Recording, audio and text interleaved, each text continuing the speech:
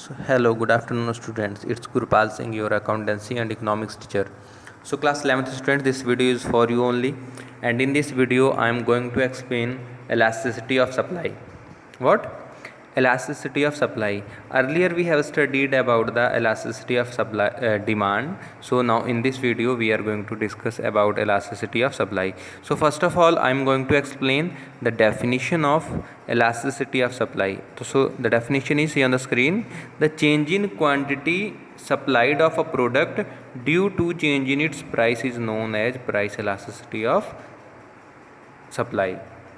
बात समझ में आ रही है कि क्वांटिटी सप्लाइड में चेंज हो जाना प्राइस के चेंज होने के कारण, ठीक है, क्या कहलाता है? Price elasticity of supply. बात समझ में आई है कि जो आपका रेशियो है परसेंटेज चेंज होना क्वांटिटी डिमांडेड का परसेंटेज प्राइस के चेंज होने के बाद की वजह से, वो क्या कहलाता है? एलास्टिसिटी ऑफ सप्लाई कहलाता है। So what are the kinds, मतलब किस किस तरह से एलास्टिसिटी ऑफ सप्लाई होती है। Number one is price elastic supply, मतलब इलास्टिसिटी ऑफ सप्लाई जब आप कैलकुलेट करेंगे you will get answer in positive और नेगेटिव। तो दोनों सिचुएशन होंगी, पॉजिटिव आ रहा है तो इलास्टिक होगा, नेगेटिव आ रहा है तो इनइलास्टिक हो जाएगा, ठीक है। इक्वल टू 1 है तो यूनिटरी हो जाएगा, 0 है तो भी inelastic.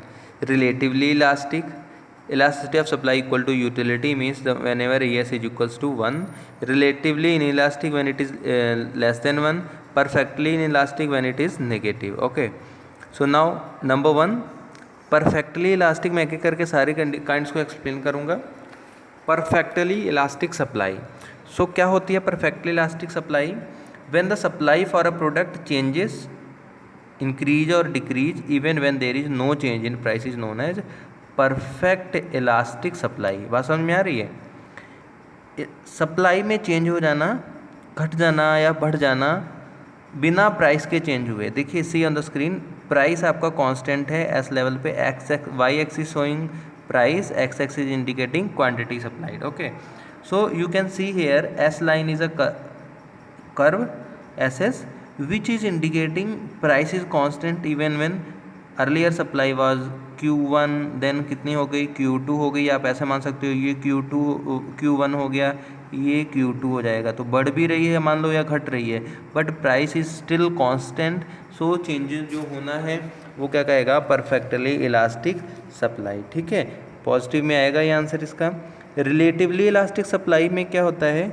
In this you can सी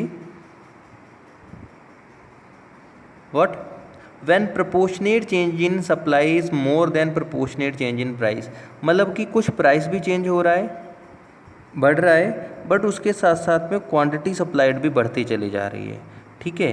तो when proportionate change in supply is more than proportionate change in price, मतलब सप्लाई देखो ज़्यादा चेंज हो रही होगी, वहीं पे प्राइस जो है वो कम चेंज हो रहा है। देखिए पहले ये थी क्वांटिटी, फिर ये है, और प्राइस का सिनेरियो देखेंगे आप, ये है फिर ये आ रहा है।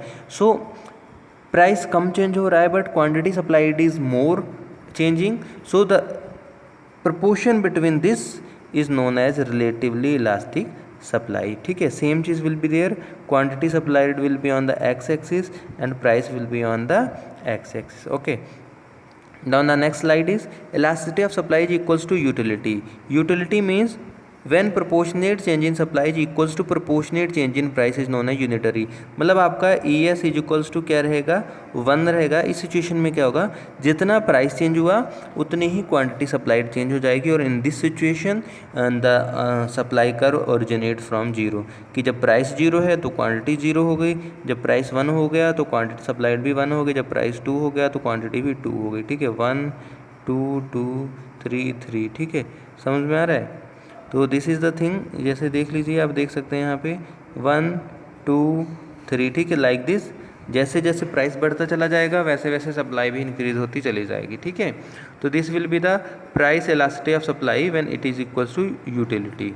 Now I am going to explain the measurement of price elasticity of supply. आप किस तरह से इलास्टिसिटी ऑफ सप्लाई को मेजर कर सकते हैं? सो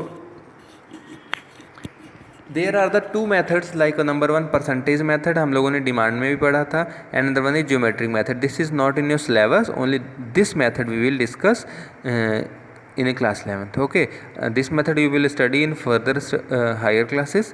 Okay, so देखिए परसेंटेज मेथड हम लोगों ने किसका पढ़ा था, इलास्टिसिटी ऑफ डिमांड का भी पढ़ा, तो same will be applied here. ठीक है, सेम चीज़ यहाँ पे अप्लाई होगी. तो क्या होगा देखिए, फॉर्मूला क्या है, जैसे हमारा डिमांड का फॉर्मूला था percentage change in demand upon percentage change in quantity demanded वाला, इलास्टिसिटी ऑफ डिमांड का था, सेम यहाँ पे फॉर्मूला है change in quantity supplied. Only you have to write at the place of demand and price आपका same रहेगा. But एक चीज़ आपको ध्यान रखनी है, मैंने डिमांड के फॉर्मूले में आपको बोला था कि you have to write negative, क्योंकि in the demand there is inverse relation between price and quantity demanded, but here there is positive relation, so there is no need to write minus sign symbol. Okay, so alternative formula इसका मैं आपको बता देता हूँ, आप ये भी लगा सकते हो, E S is equals to delta Q upon delta P into P upon Q. Note down this formula also. ठीक है, आपको ये फार्मूला भी नोट करना है. Delta Q means change in quantity supply, delta P means change in price. ये देखिए लिखा भी हुआ है यहाँ पे, पर ये थोड़ा क्लियर आपको समझ में नहीं आएगा क्योंकि टाइप किया हुआ है कीबोर्ड से, मैंने इसलिए डेस्कटॉप पे लिख भी दिया है. Now Q for quantity in supplied and P for the initial price. ठीक है, पी और क्यू आपका ओरिजिनल बुक वैल्यू है, P1 Q1 जो आप लोगों ने पढ़े हैं. Delta Q will be sorry P and Q है original value, initial delta Q delta P जो भी डिफरेंस है. ओके, सो फॉर्मूला समझ में आ गया सभी को. नाउ देखिए, what are the factors which affect elasticity of supply. There are the various factors बेटा which affect elasticity of supply. Number 1 is time factor.